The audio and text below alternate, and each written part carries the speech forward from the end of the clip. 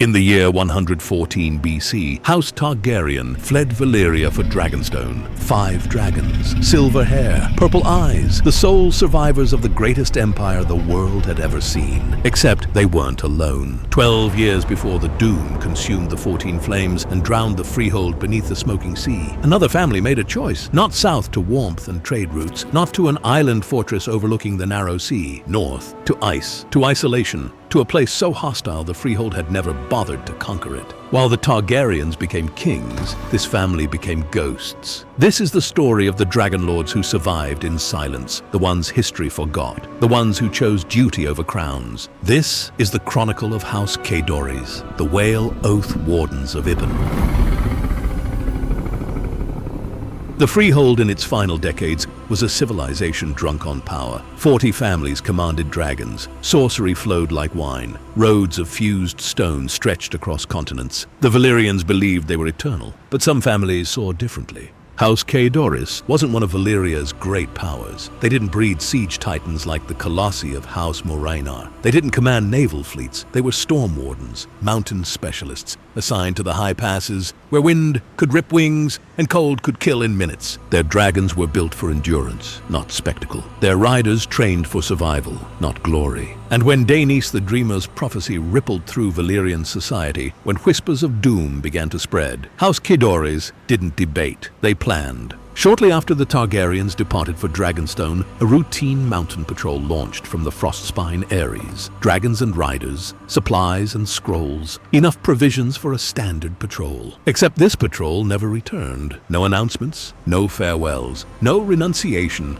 that would draw Freehold attention. The family simply vanished. Their destination was Ibben, a frozen island northwest of Essos that most dragonlords dismissed as worthless. Too cold, too isolated, too poor to conquer. But isolation was exactly what they needed. When House Qhaedorys arrived over Ibben's frozen harbors, they didn't come as conquerors. They came with an offer, protection in exchange for sanctuary. Their dragons would guard the whale oil trade routes, defend against pirates, patrol the frozen seas. In return, they asked only for land in the mountains and the right to survive. The Ibbenese, pragmatic and wary of strangers, agreed. The treaty became known as the Whale Oath Compact. House Qhaedorys would become wardens, not rulers, protectors bound by law, not foreign lords demanding tribute. And so they disappeared from history. While Valyria burned 12 years later, while the century of blood consumed Essos, while the Targaryens built their dynasty in Westeros, House Qhaedorys endured in the north, hidden, watching,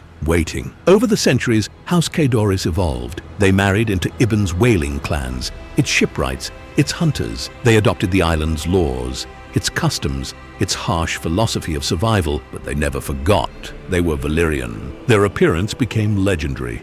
In Ibbenese folklore, they're remembered as the Red Shadows, dragon riders who appeared when danger threatened and vanished before thanks could be spoken. Their armor told the story. Deep crimson steel plating, edged in gold, layered over thick gray padding designed for warmth as much as protection. Every rivet, every strap, every seam built for function over beauty. A high crested helm, the storm mask, with narrow eye slits against snow glare, and a red fin that stabilized riders in crosswinds. And always, always, the black fur mantle. Massive collars of dark fur draped across shoulders and neck, turning the upper body into a shield against the cold that killed. Beneath, a long red cloak split and tailored for dragon riding, equipped with hidden clips that anchored to saddle rings during flight. Red wasn't vanity. Red was survival. In whiteouts, where vision collapsed to nothing, watchers on Ibben's towers could still track a warden's position against white sky by that splash of crimson. Gold trim marked rank, thin edging for standard riders, double for patrol leaders, triple for the Warden Council. Many wore a throat clasp shaped like a lamp chain,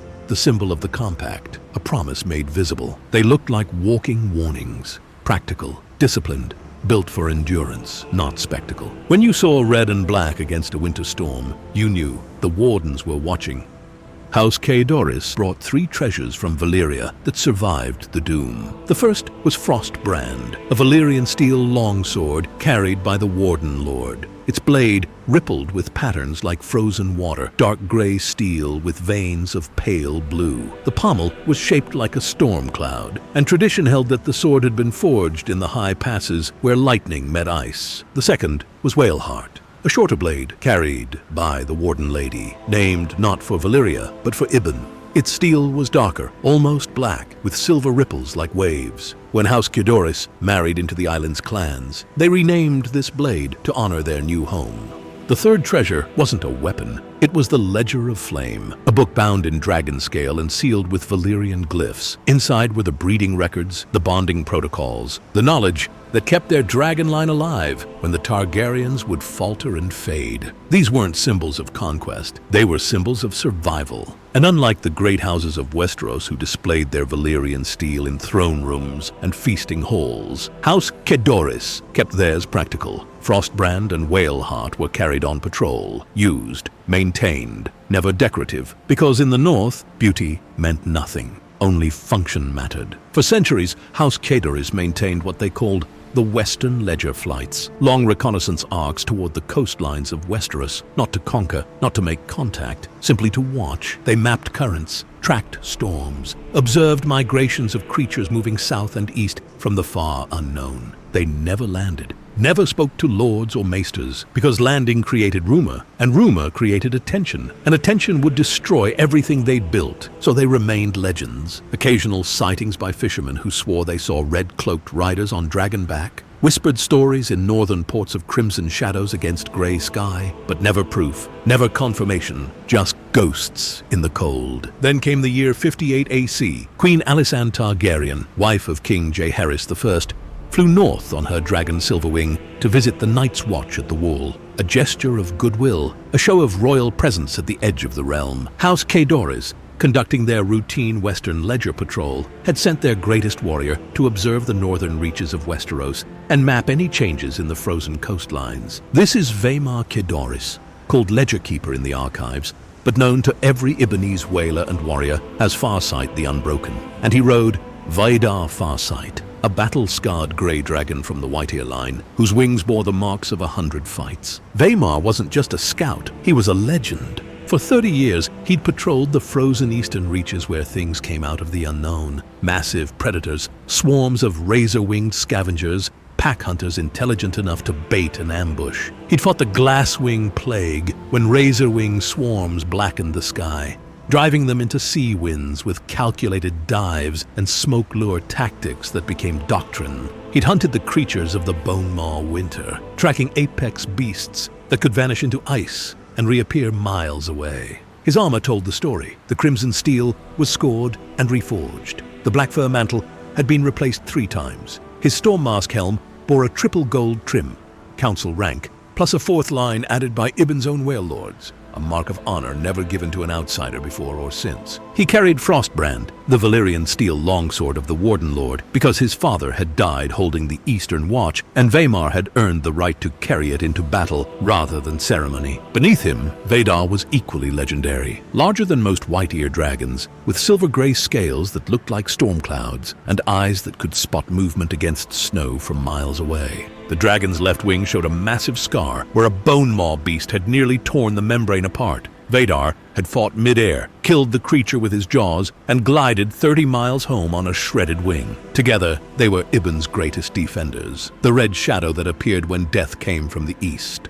And now they watched a Targaryen queen from across the frozen distance. Vaymar observed from high altitude as Alysanne landed at Castle Black, watched her walk the wall with an honor guard of black-cloaked rangers, watched her prepare Silverwing for a flight beyond. And then he watched Silverwing refuse. 3 times, Queen Alysanne urged her dragon north beyond the wall. 3 times, Silverwing, loyal, obedient Silverwing, turned back. Beneath Vaymar, Vaydar shifted uneasily. The battle-hardened dragon, who'd faced horrors that would drive lesser beasts mad, refused to fly closer. His nostrils flared toward that invisible boundary. Every instinct Vaymar had learned through 30 years of combat told him the same thing his dragon felt. This wasn't fear. This was recognition. If a dragon who'd survived 100 fights refused a boundary with that kind of certainty, the boundary was real, and crossing it was suicide. Vaymar had been sent to scout, to map, to observe, not to make contact, not to reveal his family's existence. Every warrior's instinct told him to descend, to warn the Targaryen queen, to share what his people had learned about the far north, over 2 centuries of watching. But he remembered something more important than glory. He remembered his father dying on the Eastern Watch, holding the line so Ibben's villages could evacuate. He remembered the Whale Oath Compact. He remembered that his duty wasn't to warn queens or chase fame. His duty was to endure, to watch, to protect what his family had built through discipline and sacrifice. So Vaymar Qhaedorys, Farsight the Unbroken, slayer of the glasswing swarms, hunter of the bone-maw beasts, bearer of Frostbrand, turned Veyar east and returned to Ibben in silence. He did not warn the queen, did not send messages to King's Landing, did not break 200 years of secrecy for glory because he was a warden. And wardens don't abandon their posts for spectacle. In the Ledger of Flame, his entry is characteristically brief. Year 58 AC. Western Ledger Flight observes Targaryen queen at the wall. Her dragon Silverwing refuses passage north. 3 attempts, 3 refusals. Veyar confirms the boundary. We do not cross, we do not speak.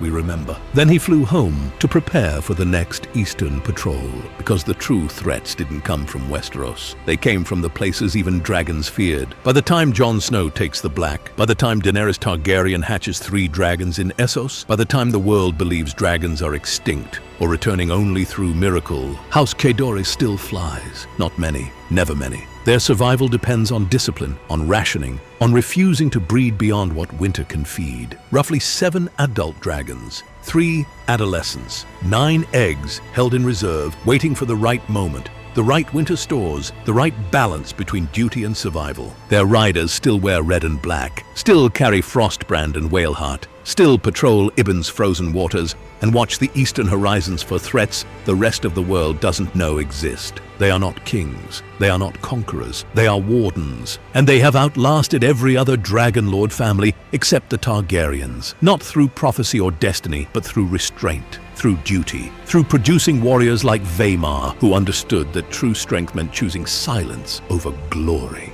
The greatest treasure they carried from Valyria wasn't Valyrian steel, it was knowledge. The Ledger of Flame still sits in their mountain archives, updated every generation by keepers like Vaymar and those who came after. Inside are the breeding records that kept their dragon line stable when the Targaryens collapsed into civil war and extinction. The bonding protocols that avoided the madness and death that plagued Dragonstone. The practical wisdom of a people who learned that power without discipline is just a slower form of suicide. Battle reports from warriors like Vaymar fill its pages. Tactical doctrine forged in real combat against real threats. Knowledge earned in blood and ice. They know things the maesters of Westeros would kill to learn. They've fought things the rest of the world doesn't believe exist. And they've kept every secret, every observation, every hard-won lesson, because that's what wardens do.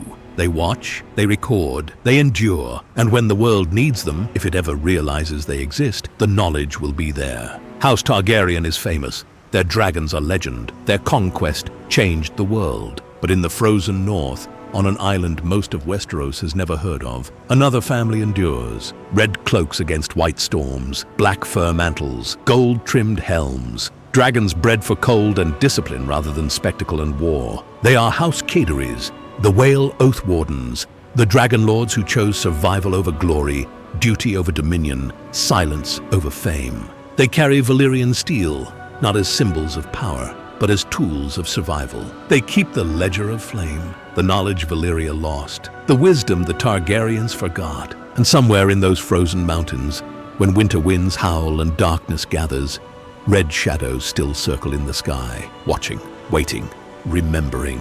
The world believes only one family survived the doom. The world is wrong. If you want more hidden histories of old Valyria, hit subscribe, because this is just the beginning.